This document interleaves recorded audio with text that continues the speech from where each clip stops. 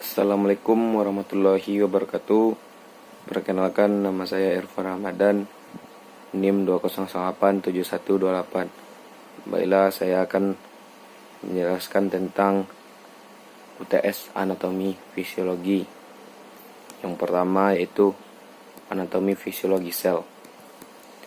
Osteoporosis adalah salah satu bentuk kelainan pada tulang yang ditandai dengan menurunnya massa dan kepadatan tulang secara keseluruhan, disertai dengan rusaknya arsitektur tulang yang berakibat menurunnya sel tulang.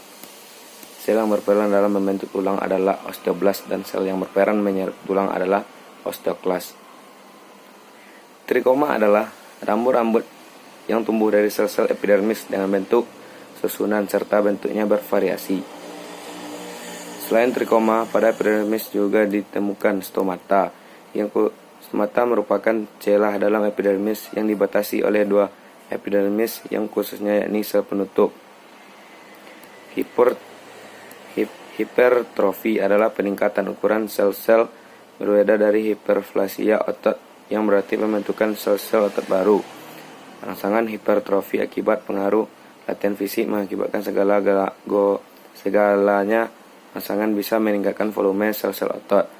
Perubahan ini terjadi sebagai respon adaptif yang berfungsi meningkatkan kemampuan untuk membangkitkan tenaga atau menahan kelelahan dalam kondisi anaerobik. 2. Anatomi fisiologi jaringan. Strategi jaringan yaitu membuat hubungan dengan orang lain, misalnya menjalin relasi baik formal maupun informal dengan lingkungan sosial dan lingkungan kelembagaan. Misalnya meminjam uang dan tetangga, memanfaatkan program kemiskinan, menyumbang ke bank, dan sebagainya. Mekanisme sintesis protein. Makhluk sintesis non-partikel logam. Sintesis non-partikel logam dapat dengan memanfaatkan makhluk hidup sebagai agen biologi pada proses sintesisnya, dikenal sebagai biosintesis kuman.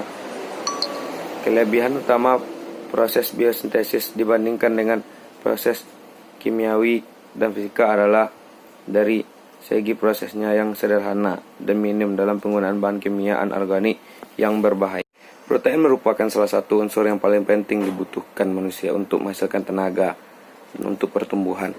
Protein yang diserap dalam bentuk asam amino kemudian diubah menjadi protein lagi sesuai dengan kebutuhan. Tulang merupakan jaringan kompleks yang terdiri dari atas sel dan matriks. Matriks tulang dibentuk oleh serat-serat dan substansi dasar yang mengandung garam-garam mineral.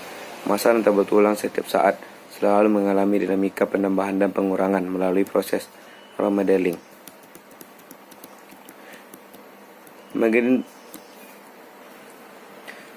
Selanjutnya, mengidentifikasi tulang yang terdapat pada sistem rangka.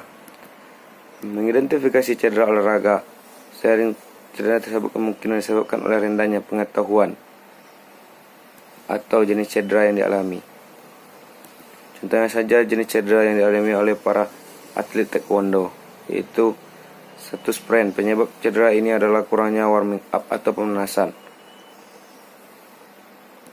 2. Dislokasi. Cedera ini mengatakan dislokasi ini sangat bervariasi. Pada prinsipnya penyebab dislokasi hampir sama dengan sprain, diperlukan dan ragam di antaranya. Luka lecet.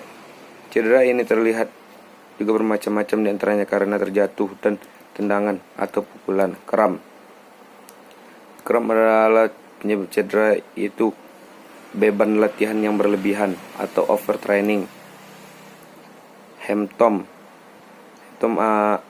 adalah cedera yang jadi pada saat tendangan atau pukulan oleh lawan maupun kawan. Selanjutnya, jenis struktur dan fungsi persendian.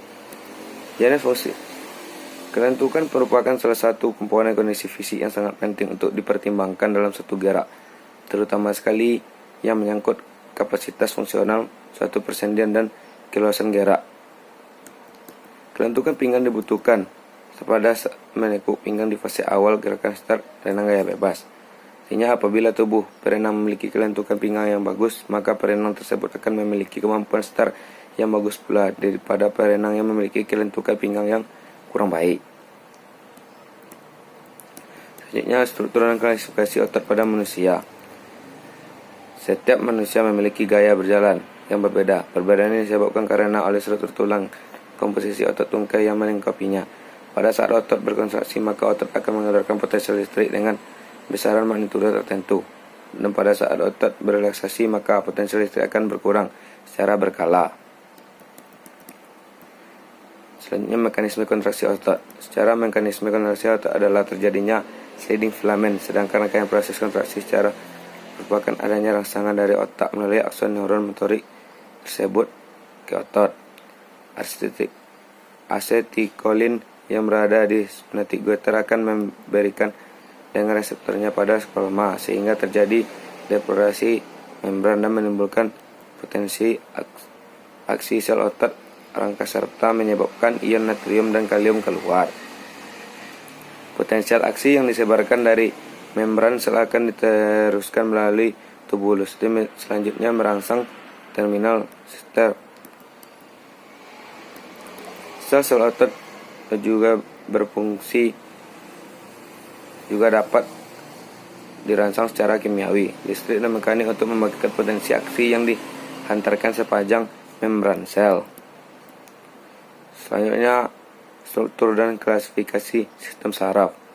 Sistem saraf merupakan salah satu sistem koordinasi yang menyampaikan rangsangan dari reseptor untuk deteksi dan direspon oleh tubuh. Badan sel. Struktur sel saraf terdiri dari badan sel dan dendrit akson. Selanjutnya, konsep mekanisme kerja impuls sel saraf. Pengantaran impuls baik yang berupa rangsangan maupun tanggapan melalui serabut saraf dapat terjadi karena adanya perbedaan potensial listrik antara bagian luar dan bagian dalam. Pada waktu sel beristirahat, maka kutub positif terdapat di bagian luar dan kutub negatif berada di bagian dalam. Selanjutnya, konsep mekanisme refleks. Mekanisme refleks.